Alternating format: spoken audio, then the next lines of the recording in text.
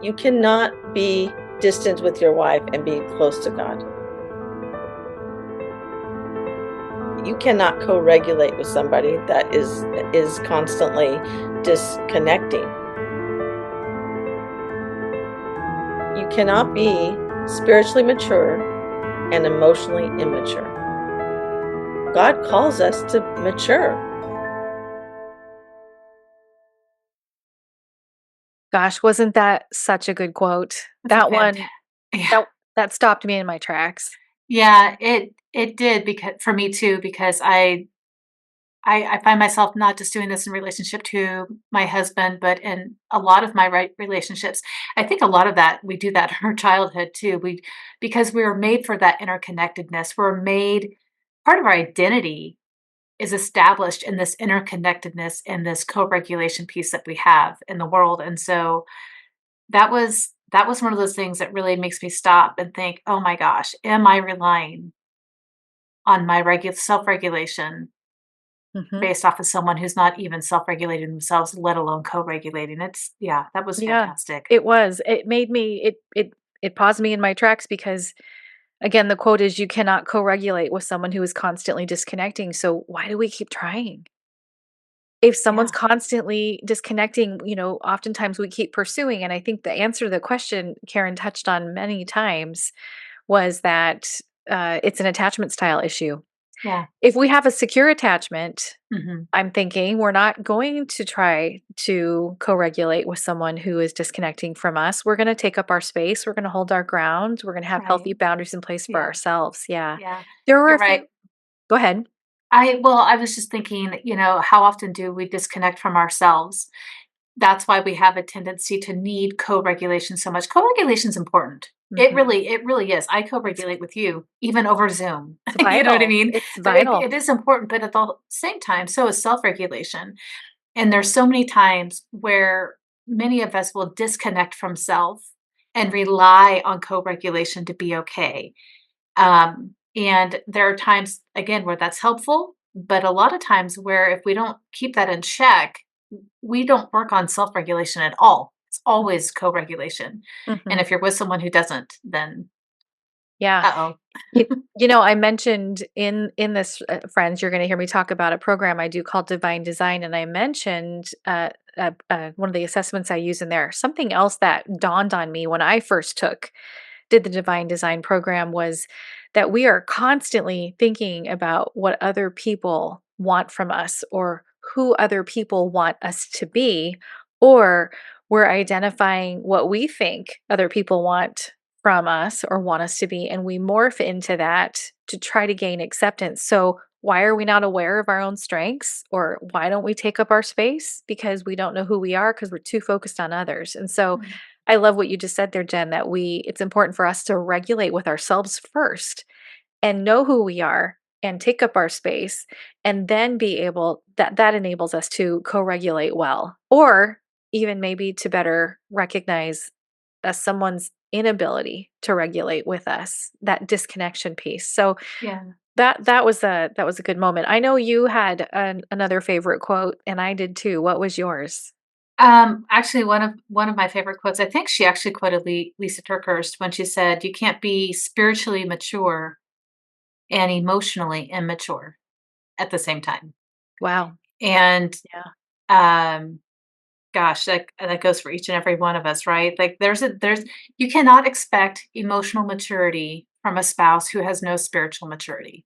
Hmm. I mean, you can, but it's not going to be at the depth that you probably want it to be. And we're talking about intimacy atrophy, intimacy anorexia, whatever you might want to call it. That's what we're talking about today. And so that quote goes specifically to that you Yeah. cannot be spiritually mature and yet emotionally immature. The two, if you're spiritually mature, you're emotionally going to mature. Yeah, because that foundation's not there. It just dawned on me that we didn't even say, "Hey, listeners, today we have Karen Rellos." Oh Rellos? yes, Karen yes. Rellos Let's do.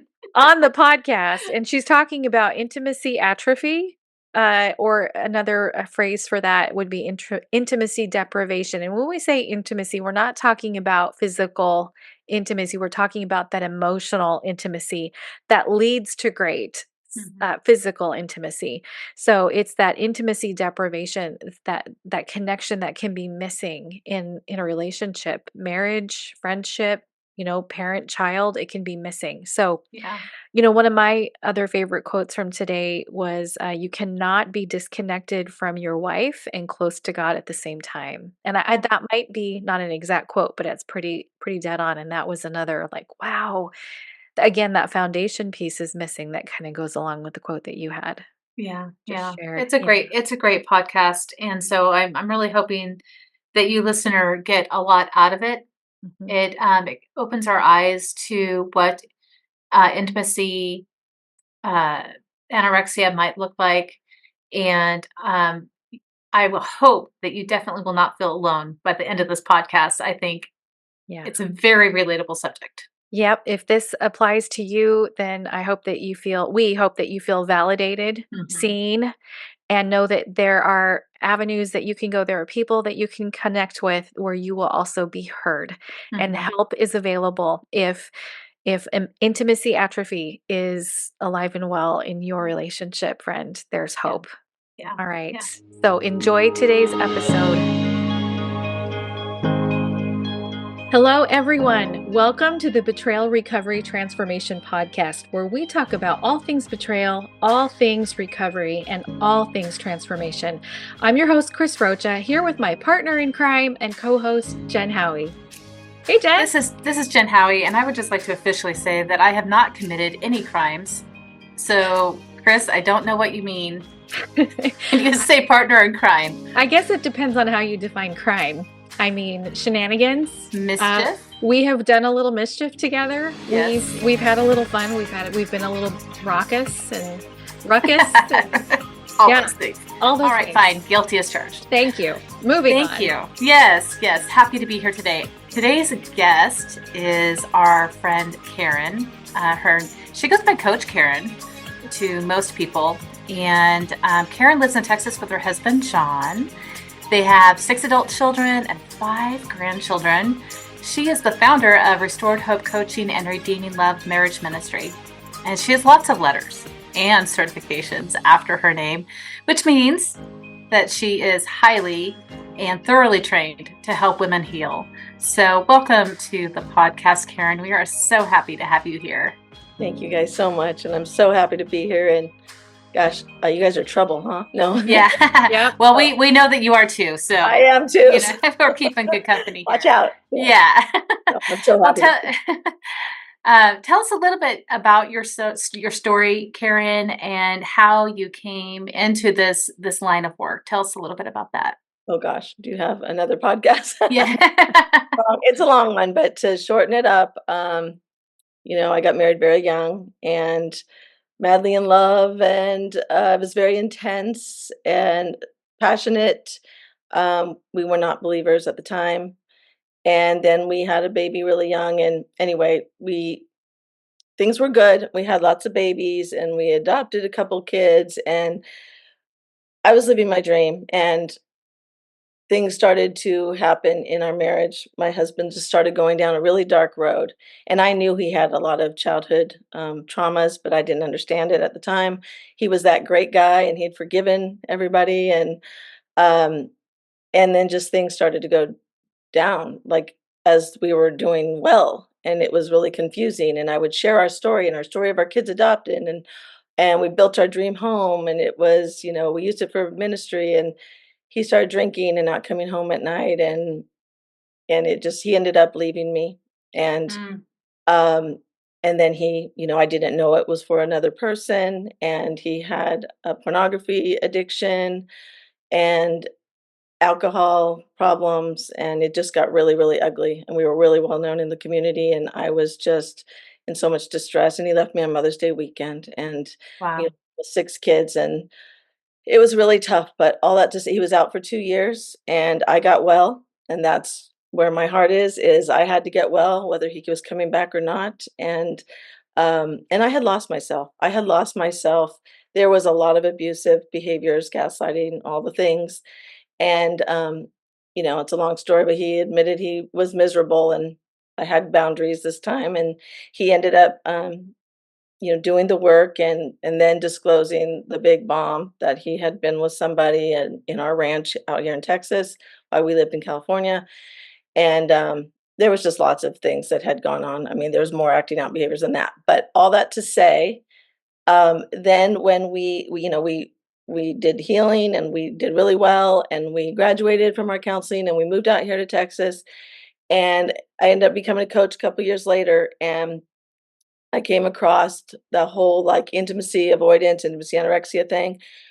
And I looked at the behaviors and it was this big aha moment that wait a minute, this is my life too. And it was devastating. It was also affirming, but it was like, wow, I had to go into grief all over again because I started realizing he was never there for all of these things. And there was birthdays and Mother's Days and things that were all sabotaged, moments of closeness. It was very in and out, come here, go away kind of thing, and I never understood it, but I have autoimmune issues like many of us partners do, but I do believe that this piece was so important in my story, and it became a big part of my passion to share with and a lot of the couples and the women and the men that I work with seem to have this issue too, and it's a whole 'nother layer on top of acting out, and, they call this also acting in, and a lot of times when and I'm just gonna use the men as today because Sure. of our story, and men can be sober, but then there's this whole, acting in behaviors gets bigger Mhm. because now they're not running to their addiction and they've not it's really, deep emotional immaturity, deficits, defenses, and these coping mechanisms that they've learned early on unconsciously that create a lack of emotional intimacy in the marriage and ends up withholding love, affection, emotional engagement, intimacy. It could be sexual intimacy, not always, but it could be, financial, spiritual. I mean, some of the men are pastors and don't pray with their wives, but they're out there praying with everybody else, Wow. withholding affection and love, and that's where it gets tough. Mhm. Mhm. So you've talked about um, intimacy atrophy is something you and I were talking about pre-roll. Intimacy deprivation is another term. Intimacy anorexia you just mentioned. Can you tell us exactly what this is all the same thing? What is this, and what is the root cause? Yes. So it is like I just shared some of these behaviors, and it's rooted from childhood of origin. And like I always say, it's never an excuse, but it does come from trauma. And there's some sort of abuse, neglect, childhood neglect is a big one. And they were not safe to have any emotions, when they were kids, especially boys, right? Boys don't cry and that whole thing. And it becomes a way that they're shaped. And intimacy becomes dangerous and they don't share emotions and they don't share feelings and they don't feel safe to do that. So they have these protective mechanisms that I say self protection over connection. They control through anger and silence. They can blame the spouse. They tend to be really great guys on the outside in the world. And yet no one but the wife typically, sometimes the kids, but the wife is the only one that sees the not doing, the withholding, the neglect. So we get basically what they had experienced as a child. Mhm. So, Yeah, I think sometimes sorry, Chris, you're gonna say something? oh, I was just gonna say, do you think that part of this comes from the idea that, men eat a pound of nails for breakfast, every day, like a toxic masculinity? I know that's such a buzzword right I know. now, but it's Yes. like a toxic version of what masculinity is in the like, it's not what God intended for it to be? Absolutely. I have training with Dr. Minwala, and they say IA, right? Intimacy anorexia or intimacy avoidance. I also consider it integrity abuse because it is abusive. And I do think the shaping, like again, my husband, he had five alcoholic fathers. These men were raging, they were abusive. So this is his shaping. And then, of course, what does society say? You know what? school, all the things, boys don't cry, the man box kind of thing. And that absolutely plays a role. But then also in the home, he found Playboy magazines, 5 or 6 years old. He was sexually abused. He never told me until 30 years later in counseling. Mhm. And so, yes, that masculinity thing is absolutely plays a role, but also childhood neglect and some sort of, sexual abuse or abuse, and just the role models. And I do strongly believe it is of attachment injury. It is. Yeah, I agree with that too. I'd like to point out that not everyone, not every individual that has Right. intimacy, atrophy, anorexia, avoidance, not it's a perceived neglect as well. So you can have so a lot of women will say, "My husband grew up in a Christian home. He had great parents." That very well may be true, but a child's perception of neglect is indeed also trauma. Again, trauma is something that happens inside of us Mhm. as a result of what happens outside of us. And so I think that can be really confusing for some women who purposely marry the man with the ideal family and be like, "But wait a second. I Right. literally checked all these boxes and here we are." And yeah, that definitely can you speak to that a little bit, Karen, as to that aspect for those women who have husbands who came from presumably steady Christian backgrounds?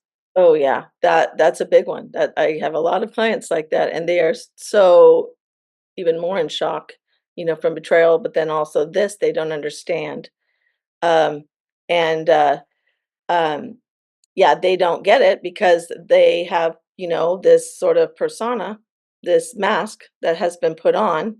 And again, it's unconscious. They aren't fully aware of what they are, that they have these coping strategies, right? So, and then the wife doesn't understand and doesn't know until, they're further in their marriage and life happens and feelings come up.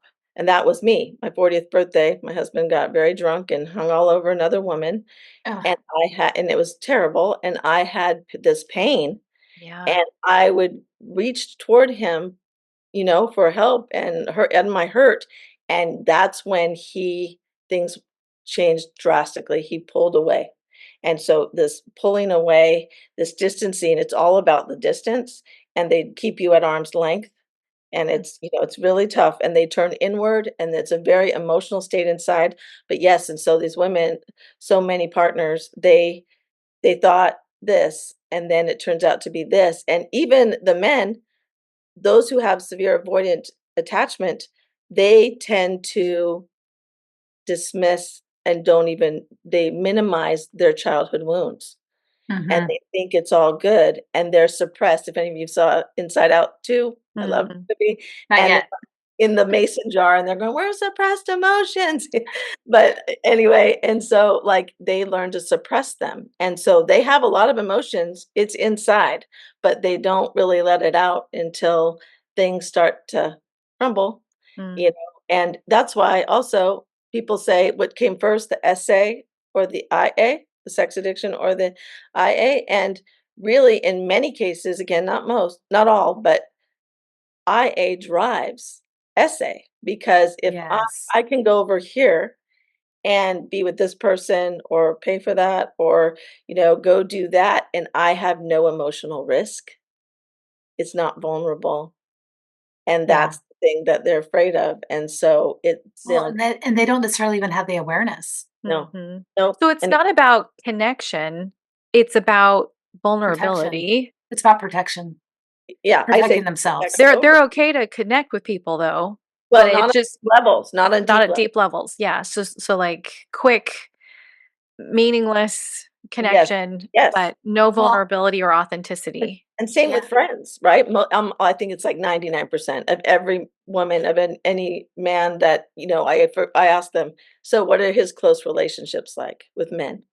They don't have any. They've Mm, never super vulnerable. They're not, they could be in Bible study, they could be leading groups, but they're not sharing themselves. It's about withholding themselves, right? But what happens, it's a deprivation to himself Mhm. First and foremost, it is. I mean, and that's sad and hard, but the harm is when it's deprivation to us. Yes. It really becomes a trauma because, I spent all of these years moving toward him, and he would push me away, or we'd Yeah. be super Yeah. close. We'd go on a trip together, and I'd feel so close and intimate. We'd get back, and he'd be gone, Yeah. disconnected, just like he didn't care. And that's the thing; it sends messages to the partners that I don't matter. Yeah. You know, what I had found in my relationship with my husband was that so in these avoidant attachments, they will drop relationships pretty quickly, which is often why, you'll see a man he'll be in relationship with his wife and then, she'll go away on a trip or whatever, or she'll go to a hair appointment, whatever. And the moment she's gone, they will drop that relationship pretty quickly in that moment to engage in their coping mechanisms. Oh, And what I found in my relationship with my husband was he would drop the relationship at a hat Mm. and I would hold on. So he'd drop it too quickly and I would hold on too long. And I would often hold on too long for his other relationships as well. I'd hold on for him. And mhm, so this is where we start to look at ourselves and be like, okay, because initially I'm like, well, what's my contribution? He's really doing this, not me. And then the more I started to reflect, I realized, okay, he bails. He picks it back up when I get home, when I'm present, but he bails. I stick to it. I stay in maybe longer than I should.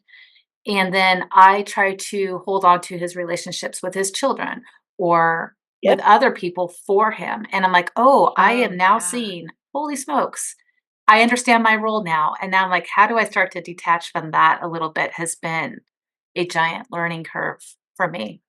That's so interesting because as you're talking, Jen, I can think about times where different men in my life, my dad, my husband, different people, I've said, "Oh, you might wanna text that person and wish them happy birthday. You might wanna, send that email or, how about you reach out and invite, everybody over," kind of thing. So, Yes. I'm trying to help the males in my life show up better. Yes. And I don't know if that's helpful, like, "Oh, that's how you do that," or if that's enabling a behavior. So that yeah, kind of leads to, my next question for you, Karen, is well, we've kinda touched on some of these things, but can you give a specific diagnosis or specific information that women could even write down on a list if as they're listening to you? What are the behaviors or coping mechanisms associated with the partner that struggles with this issue? yeah. What exactly are the symptoms of Well, this? so for the partner? Yeah, the person that has it, not the betrayed spouse, Oh, but not for the partner. the person who Oh, has the condition, what are oh, the some of the specific symptoms? Mhm. symptoms like that they do. Yes, like too busy.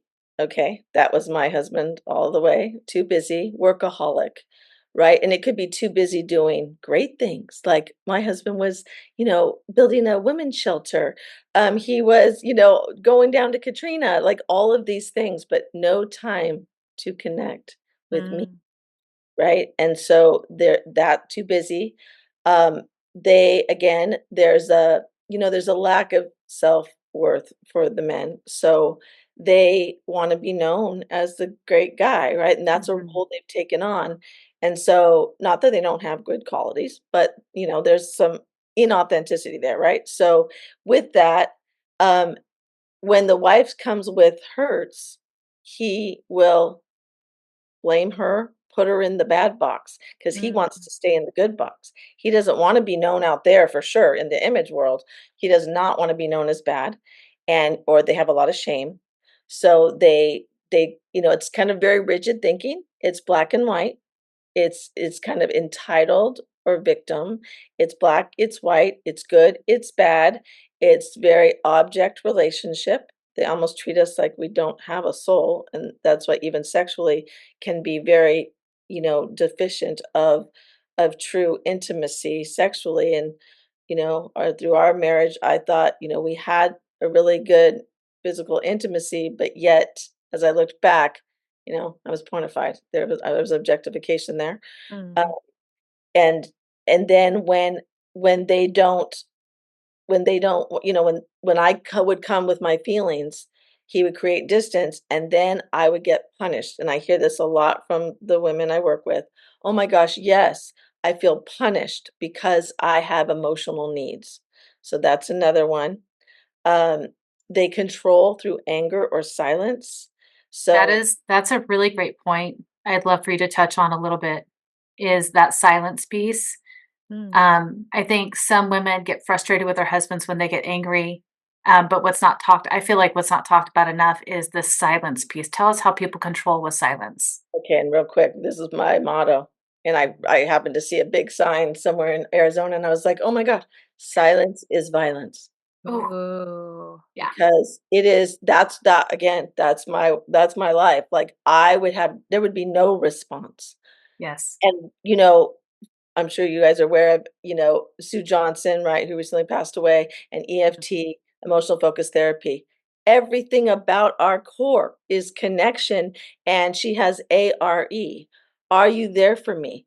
A, are you accessible when I call? R, are you responsive? And Mm, E, are you engaged? And this is the very thing that the message is no, Mm. no, non-responsive, silence. Hmm. And what that does to a nervous system, Mm. it creates so much. It is like a knife in the gut, like a long cancer. Betrayal trauma is like the bleeding out, and this is like the long enduring, is- you know, suffering. It's Mm. mm. it's long suffering. It is, and you don't know what it is, and it's very deep and you don't feel connected. I would find myself at things alone. He couldn't make things and it hurts. It's deep and you long for that connection and you He want couldn't he couldn't make things like he wouldn't show up for events or accept invitations to go with you? Yeah. Yep. Okay, He'd okay. just be gone, or he'd Yeah. be off into surfing because they live my other kind of verbiage is island, like on his Mm. island. Mm. He was a me system.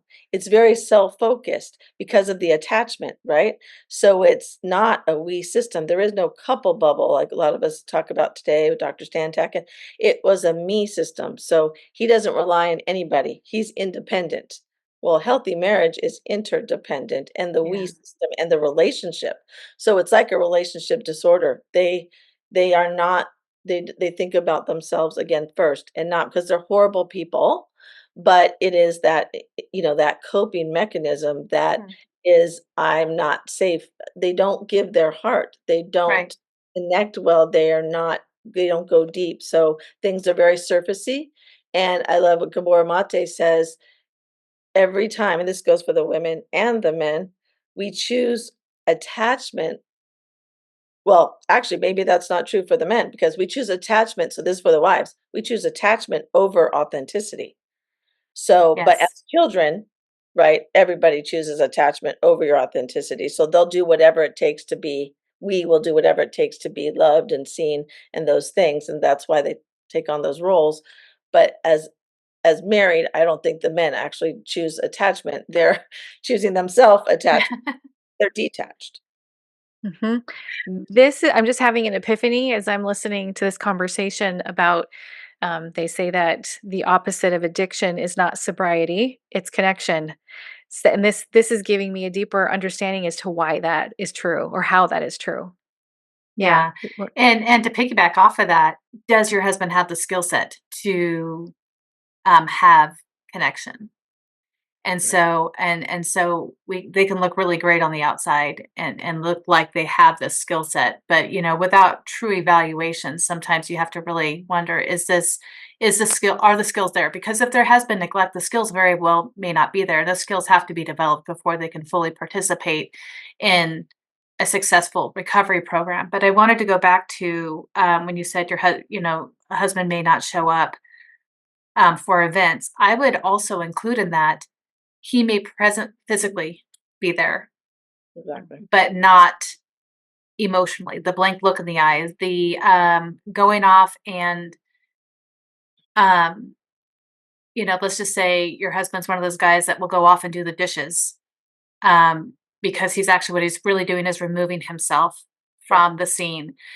So he doesn't have to be engaged in this. So it can look very, very different That's for right. each and every individual as far as presence goes. So yeah, he may be there physically present, but he Mhm. may not be there. They tend to be very task-oriented, and Yes, they're up here in their intellect, and right. there's fragmentation there from their own wounds that they aren't connected to their own heart and soul, Yes, Mm. and so they do these things up here, and even in recovery can be checking off boxes yes. because they are doing these things, but they're not connecting to their heart.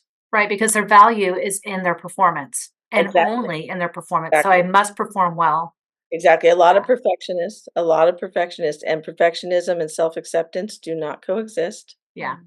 And it's a goal that's, they're never gonna arrive. But I didn't wanna, forget that how you said about, how you were with your husband. We overcompensate. Mm. We we we try, and we try, and we try, and we adapt. This starts early on. I mean, I Yes. got married at 18. So, we pick up the slack, like you were saying, Chris. We pick up the slack unknowingly either, right? And Yes. I did all those things for my husband. I took over in that sense out of what well, I'm grateful he's working his job and he's doing this and this and this.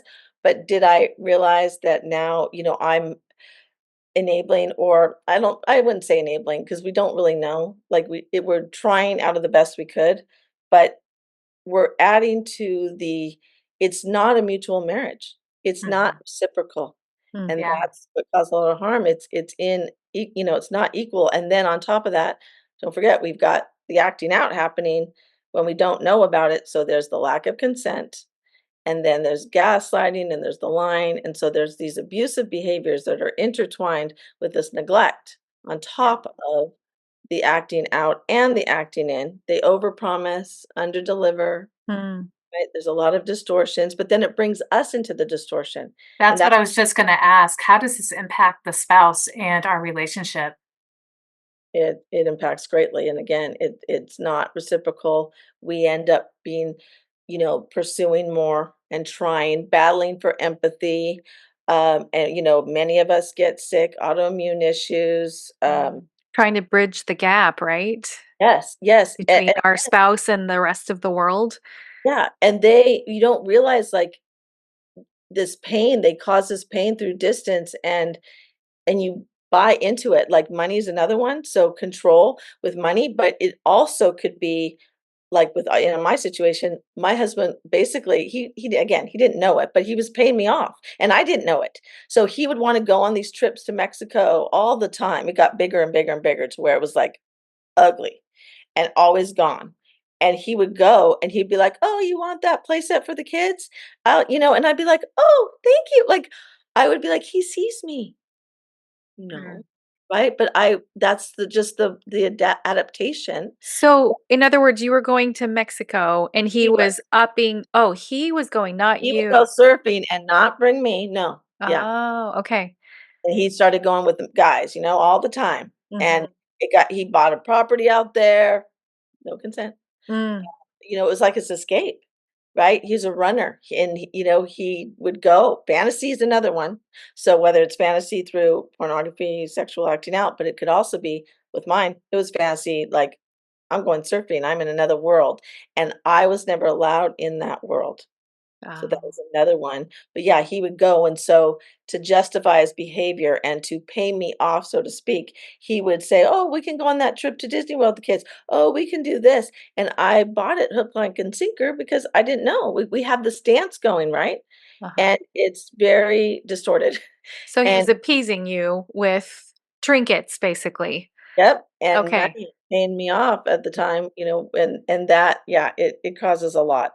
They build walls, and they're too boundaried, which is also a boundary breach, because you can have no boundaries and violations, but when you are walled off and you're not sharing your heart, and there just that lack of, so then once there's pain, like once my 40th birthday, that's when things just went awry for the rest Mm. of the next 8 years, because he doesn't, this is the thing, they avoid pain. They avoid Mhm. pain, they avoid consequences, they avoid feeling the hurt for themselves, and for us. And so there's lack of empathy. There's a lack of sitting in discomfort. There's hide and lie. Um, I'm a fan of Dr. Eddie Caparucci. I worked with him a lot too, and his book Why Men Struggle to Love. Like all of those blind spots, there's like 14. They really go in sync with a lot of IA behaviors as well, because they're again emotionally underdeveloped men. Not all men have this to the extreme. Mhm. There's different levels of it. They don't want to be perceived as bad, so it's really hard to diagnose until, you've got the wife who's just felt married and alone her whole life. And it's typically 30 years in is when, it's like 20, 30 years in, you're really recognizing like, whoa, like I've felt alone my whole marriage. And then he gets sober from acting out, and now he's amped up these other strategies. And so it's really difficult. Now, the love that my work, I am the one who illuminates this to the women, to the men. So, and I tell the men, I'm educating you in this. You don't have an excuse anymore. This is your responsibility to do the work to get well, but the healing is like slow as molasses. It's a long journey. Yeah, because do you find that there are a lot of men, Karen, in your work that show up going, "What? This is what masculinity is. This is what like this is a guy versus a girl, right? This is." Do you find that where they're like, "I don't have a problem," or Um, do they tend to know that there's something wrong? both and Okay. some of them are very like, it depends like what their brokenness is, right? And where they are in recovery. I mean, I've had some, where I'm working with a couple and he is like sticking his heels in the sand and he is just adamant and he's withholding and he's blaming and there's also a lot of assumptions and stories. They make up their own stories. So, Oh, yes, oh yeah. Oh yeah, that's a big one. like, Is so can you give us a for instance? Okay, well, I can tell you one my husband, like, still will do, and I share it all the time. We live on 2.5 acres, so we have a barn that he works out of right up at the hill, and I can see him drive up. So he would just, like, drive up, and he would like, it might be 7 o'clock at night. He wouldn't text me. I mean, he could still fall into this. He wouldn't text me. He would just assume I'm on calls. So therefore, he continues to work, right? And now he's missing the opportunity to connect. Like that's something in his own internal right working model. That's his bent. He's going to be bent, he's 65 years old.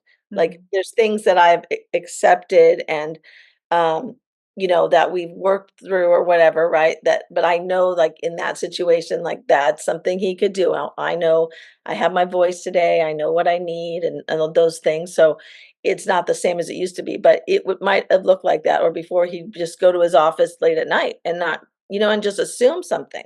So, Mhm. or assume how I'm feeling, or assume I don't want to do this, or assume I want to do this. And there's no, hey, this is what I'm thinking. This is what I'm feeling. Is that correct?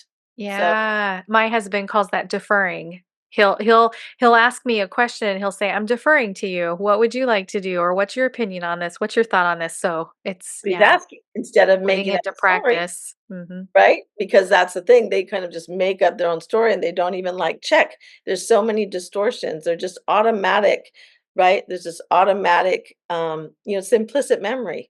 It's immediately, right? Conflict, immediately. In conflict, my husband, he doesn't do conflict. I mean, that's the thing. Uh, Conflict is bad. That's how he learned, right? Because he would hear a lot of rage, a lot of conflict, severe, right? So that gets absorbed inside a child. Ugh, It's very that's rough. Kris, I don't know if you know this about me. I'm assuming you do because we've been friends and we've walked this journey for a long time together. Um, but nothing, and I mean nothing, will piss me off more than someone who mind reads me. oh yeah, you don't like assumptions. I don't. You wanna know what I'm thinking? You ask me. Yeah. Like, I'm sitting up straight even as I Oh yeah. say this into the She's microphone got right now. flames coming out of her eyes, people. I obviously, that goes back to some sort of something, right? If it's hysterical, it's historical. It's historical for Mhm. sure. Um, but Why does yes, that bother but what's that? you? Why does that bother you? What does that trigger? Yeah, well, Coach That's Karen, we'll get to that later in a different session. Um, but I have found that that is part of what has kept me in an unhealthy place internally. Um, because you can't obviously can't control if someone No, mind reads you and makes decisions in a whole narrative and then acts on that whole narrative, right? We can't control that. That's in their brain. exactly. So how what does healing and recovery look like at this point? Because we can't control those aspects of it. So whether we're with our spouse, whether we're separated, whether we're divorced and we're co-parenting, maybe whatever it might be, what does healing look like? What does recovery look like when we're having these historical Yeah. experiences? Yeah, and I'm kinda curious on piggybacking on that, what are the treatments for Yeah, this? yeah, Yes. Well, one would be, identifying that this is, a deeper issue and it needs to be addressed. And again, this isn't like every guy that has, some avoidant or, insecure attachment. This is a whole nother level deeper.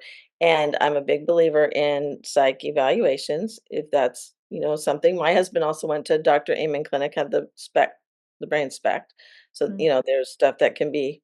So this is a diagnosis, in other words. This isn't just a, "Oh, I recognize this behavior." You're advocating for if you suspect this, go see a professional and get a diagnosis. Yes, but Yes? not everyone believes in, like, intimacy, anorexia or intimacy, deprivation, what I call it, right? I mean, they all say, right, sex addiction is an intimacy disorder. Mhm. So, you're not gonna get that ki but when it's this deep, they're gonna get a most likely have some other diagnosis too, like an attachment disorder or, mood and medical disorders of some sort. yeah, ADHD and, other things, like my husband had levels of different things. So, and his childhood trauma, again, not as an excuse, but that played such a big role. So he had to do that childhood trauma work, right? He yeah, had to do attachment work. Those were the things along the way that I requested. Even, Mhm. even as time went on, I became a coach, right? Like I needed him to do that deeper work. He did a lot in the beginning, but then there was more things came up. The more I understood this, more things needed to be addressed, and he has to decide whether he wants to do that. But he was willing to do that and yeah. committed. If you guys are in this cycle and it's going on for years and years and years, it's really important to really consider that there needs to be a clinical diagnosis. Mhm. Um, it's a pretty clear sign that if you're not able to implement, if a struggling spouse is not able to implement recovery things within those 2 to 5 years, if you're beyond that 5 year mark, you really do need to consider Yeah. a clinical diagnosis. Because if you're exhausted from the try harder Yeah. cycle, the rinse, repeat of try harder, yeah, Jen, yes and amen to that. It's time to go seek professional It's just information, guidance. right? Yeah. Yes. Yep. Yes. Well, Knowledge is that's why I love power. the book, Try Softer by Andi Colber and her Oh. water, because that is one resource that I use with my clients, the women especially, because of the nervous system, because what this does, right? You cannot co-regulate with somebody that is constantly disconnecting. And Oh, so we must learn to find inner safety within Good. ourselves. And I love her Strong Like Water book because it's got the polyvagal theory, it's got internal family systems, the parts, and it helps us recognize like when we feel unsafe in our bodies. And the men too, they need to learn about their nervous systems and they need to learn to, be safe inside as well as learn to move toward their spouse if they're going to heal in the marriage. Like my husband, again, I would share, vulnerably that he would like be on the couch with tears in his eyes after a conflict, but he wouldn't move toward me. Mm. ooh, so he's feeling, but he's not moving. Very fear driven. It's very, that attachment, that avoidant attachment is very fear driven or disorganized attachment. And we as women, we see tears and we're probably thinking, "Oh my gosh, he's feeling. He's having an emotion and he's feeling it. I wouldn't Yay." see that. All I would know is I'm in the bedroom and he's not coming in Mm. Oh, okay. and I'm alone and Yeah. he's not moving in. He's not leaning in. He's not. He's isolated on the couch with his tears. Yes, he wants to, Okay. he doesn't. And so that again, that's their work to do, Yeah. and they've got to build up their own worth. They've got to believe that they are worthy of connection. They've Mhm. got this is also to me a spiritual issue, right? You cannot be distant with your wife and be close to God. It just Yes. I don't buy it. Ooh. Well, I think maybe it was Lisa Turkhurst or somewhere I heard you cannot be spiritually mature and emotionally immature. God calls us to mature, to get off the milk and, be fed. And so we cannot and that intimacy with God. And I mean, the men, in our couples group, we've had such good conversations with the couples. Just recently we had one on true repentance and what that looks like and have they given all of their heart to God? Because again, those men that struggle, they might give 75% of their heart and they're in this, recovery and repent, but they're holding on to some of those deeper wounds or deeper behaviors, right, that are unconscious. But now, again, now they're being brought to the conscious Mhm. because we're talking about them, right? And their wives are aware and their wives are equipped now, getting educated and identifying the harmful, abusive, if so, patterns. And that's what I say, identify your patterns, the patterns in the marriage and Mhm. his harmful patterns that create this distance. See, my husband would say something mean, become a bully or be silent, and I would be all about you didn't respond. But it's all about the distance. So it's whether he's bullying or he's neglecting or he's blaming or he's gone or right, it's always the distance thing. Yeah. And that's the thing. It's like, oh, these are his tactics. So when we start to learn, like, it's not about me that he's doing these things. Now, I don't ever want to take away the impact that it has on us. I mean, again, I have autoimmune issues. It impacts us greatly. Mhm. But once we get stronger and we recognize that that's his issue, he would be doing this with anybody he's married to, just like the addiction.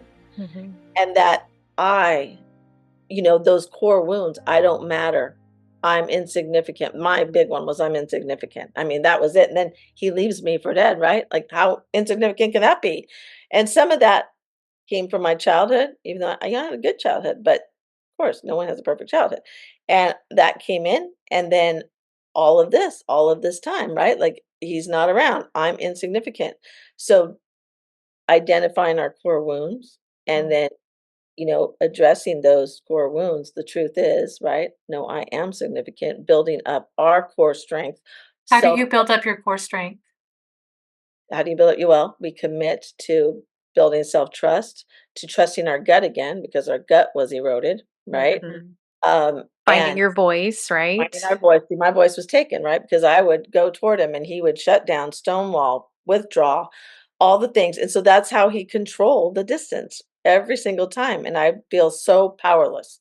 And that's what happens. And so we, as we get healthier, we detach. Now, this is the one tricky part. Boundaries with intimacy avoidance are tough because they can be very comfortable with distance. So Yeah. that's a whole other story, but you just have to be careful, like, not, it's about your own, because there's Yeah. a difference between our safety and detachment to their self-protection thing, right? That's unhealthy self-protection. When we deserve safety and we deserve connection. And when we don't have that, we have the right to protect our hearts, right? And so, yeah, like, I mean, again, today would be different. I used to rely on him and have these expectations of all these things. And as I've healed, it's like, oh yeah, I love you, but I also have a full life. And not that I didn't before, but it's just I can't explain it, but it's very different in like I so value myself now, right? My values. And I know my heart, and I'm not battling for empathy. I don't have to do that. I can speak my voice. I can say what I need or what's not helping or what hurts and step away and Mhm. and stay in my core strength in that, right? And open for feedback, living in our truth and our reality is huge because we can go into denial real easy again Yeah. as a coping mechanism because you feel so powerless Yeah. in the situation. So that's really important. again, working on our nervous system, having community, of course, like, oh my gosh, this isn't just me. I'm not alone in that, right? And then and with the men, yes, they need to work on all of their strategies and those major things.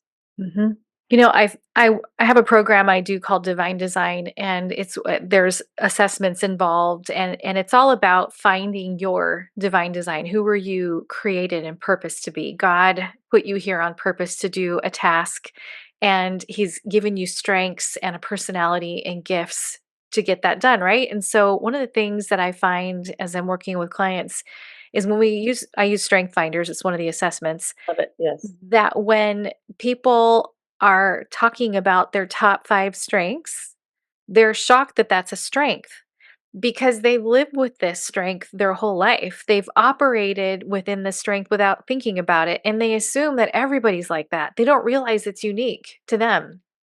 And so, in kind, it makes me wonder with these people, be they men or women, it seems like it's more of a man thing, but I know women that are unavailable emotionally. You cannot connect with them, they will not go deep. If they think that this is normal, because they've lived with this their whole life, they've operated this way their whole life since childhood, usually, I heard you say, right? So they've come up with these coping mechanisms. This is the flow. And do you find, Karen, that these men think that this is just normal? This is how I kind of touched on that earlier. This is how Yeah. guys are. But yeah, and then they're shocked to find out this is not. But yes, and then and I love, I had some training with Jenna Ramirez-Man and some others on internal family systems, and I love using that in like what role have you taken on? A lot of times the perfectionist, that, and where did I mean, I've had men in tears just thinking like my mom said this to me when I was 6, and they never realized that, or my I only got attention if I got straight A's, I Yeah. had to get it right, and it was all that's where it all begins. And it's again, I have compassion. I also have compassion for the women, and no, there's no excuse, but that it's good, it feels good to help the men and the women, though, again, because like hmm I said, we all have our wounds. And learning, I love your program or what you do. That sounds exactly awesome for a woman or man that's going through this. And I'm a big believer in values and self agency, because that's the thing, the men have not they really lack in agency. They're very passive typically in they don't move toward, they're very Um, passive. So they've got to learn their esteem themselves. Everybody, no one's good and bad, everybody is good and flawed, or like I say, flawsome. Like everybody's mhm. flawsome. And that That was such a criticism. Wow. I love that. and I didn't say it though, everyone. It was Coach I Karen that know. You said could that. have though.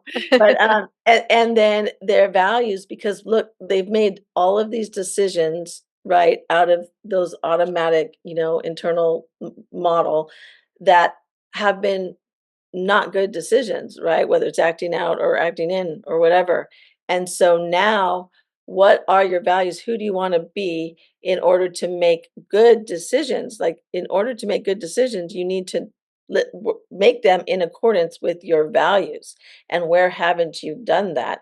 And now, Mm, instead of going acting out, or I'm going to withdraw, what value? If I value authenticity or connection or whatever that is, I want a courage, then, right? Like, a lot of the men choose courage. Well, it takes courage to move towards your wife when she's hurting. But guess what, guys?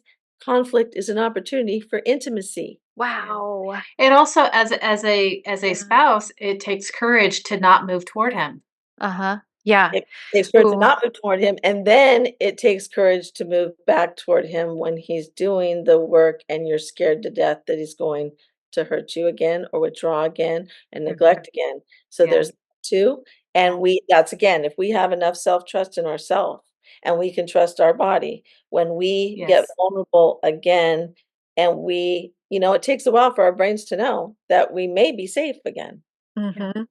I remember having a conversation with my husband as we were in the process of our healing journey, which never ends, right? We're just always growing, always learning. But I remember, so my primary love language is words of encouragement. His primary love language is words of encouragement. And I am prolific. I am fluent in that language. It's one of my spiritual gifts is exhortation. But I was starving for words of encouragement from my husband, but I gave it to him all the time. And it was about 2.5 years into our healing process. I said, we've talked about this with our therapist.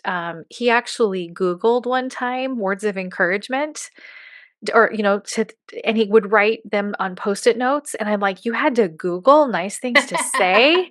Like you couldn't think of something nice to say? And I said, tell me about that. That comes naturally to me.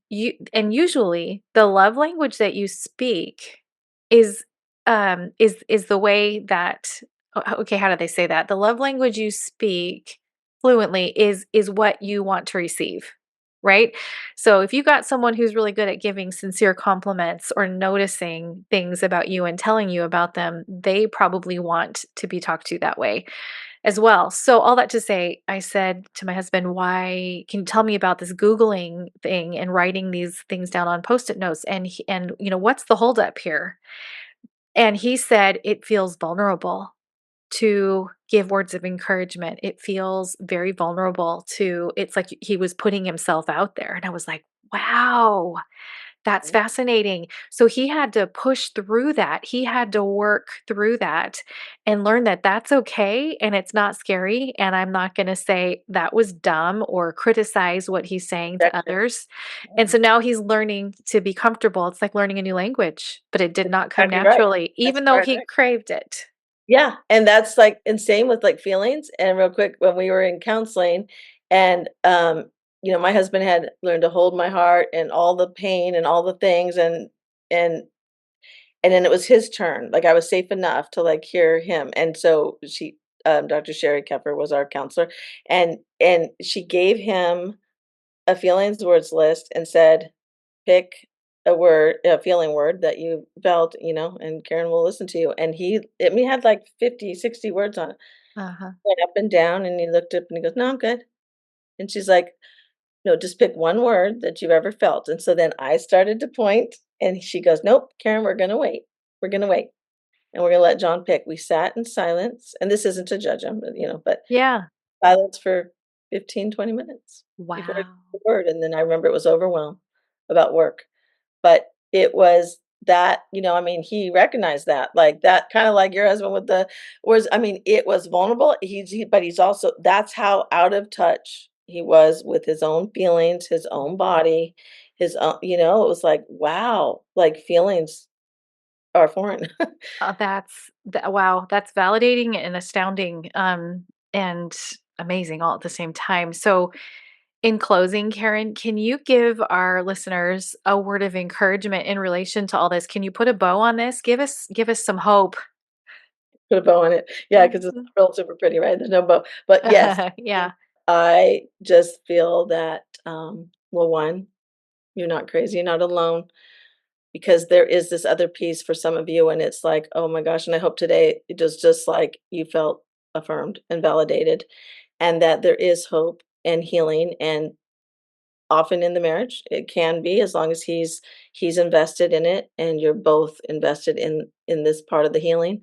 But regardless of that, if he's not or is, you can heal and you can find your best self and best life, and the authenticity, is more is it does not just out of the attachment. We are worthy of in our own, and we can be attached and have intimacy with God and others, and again, that doesn't minimize the harm in the marriage, but Mhm.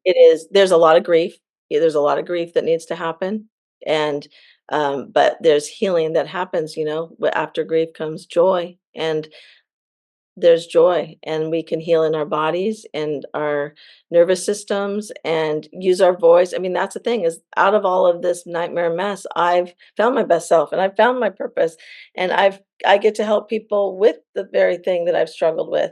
And I wouldn't, men and women and couples. And there is a lot of hope out there. And And now so, your husband has joined you yes. and helps couples as well. So, Absolutely, absolutely, you and guys get have found your way very out. vulnerable, and is openly vulnerable, and for those who've heard us share, I mean, he brings his heart to interviews and to groups, and it's, been a journey for him too.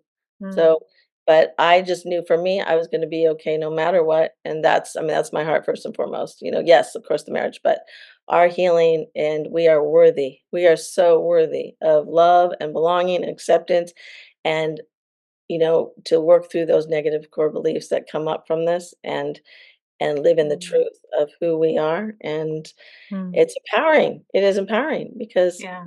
we can let go of what's not ours to carry, and when we do that and release what's not ours and what's like, I don't tell my husband when the kids' birthdays are anymore. I don't do all those things anymore. Congratulations.